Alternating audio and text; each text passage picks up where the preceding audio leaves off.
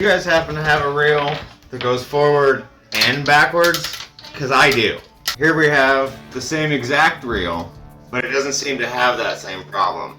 It has the forward rotation, but it locks when it goes back. You'll notice on the working reel there is this switch. It does allow the reel to go in reverse or lock it so that it does not. On our broken reel, we'll notice that same switch still goes back and forth, but when it should be engaged for the lock, it still has this horrible problem. Today we're going to take it apart and I'm going to show you how to fix it. If your line is still hooked up, we're just going to go ahead and snip that. Hold on to it so it doesn't go loose.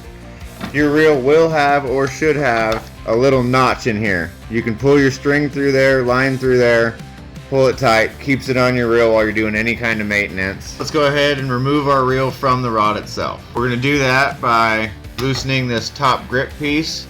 Usually just be an easy thread up top. By unscrewing that, you will release the hole that has on there, and then your reel will slide right up that little slot and pop out of its reel seat. Now let's take this apart. We're going to start by removing our handle. To do that, there will be a little thumb screw on the opposite side.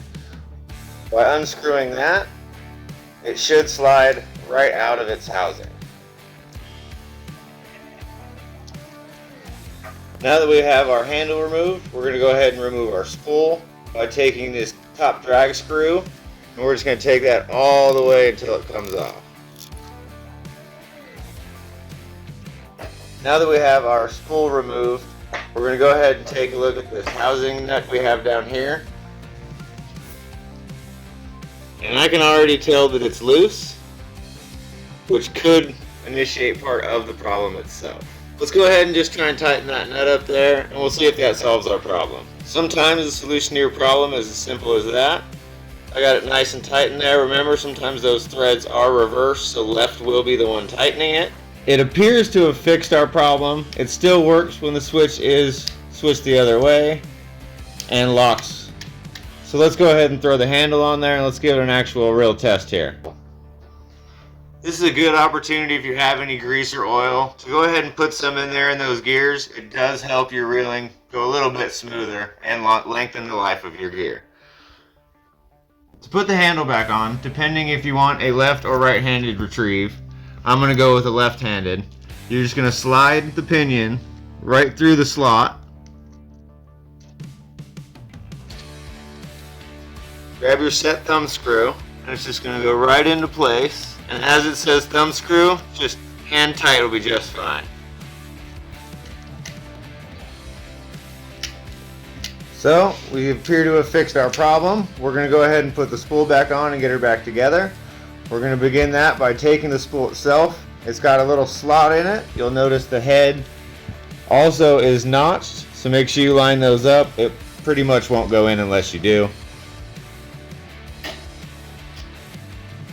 And then your drag screw will just thread right on top. Go ahead and tighten that down pretty much until it's comfortable. You're going to want to reset that depending on where you're fishing, what you're fishing for, and your line tension. Typically you want to set your drag just under what your breaking point is of your line. So that's how you go ahead and take it apart and fix that. Good luck out there. Go ahead and like this, comment down below, and don't forget to subscribe. So get out there and fish around and find out.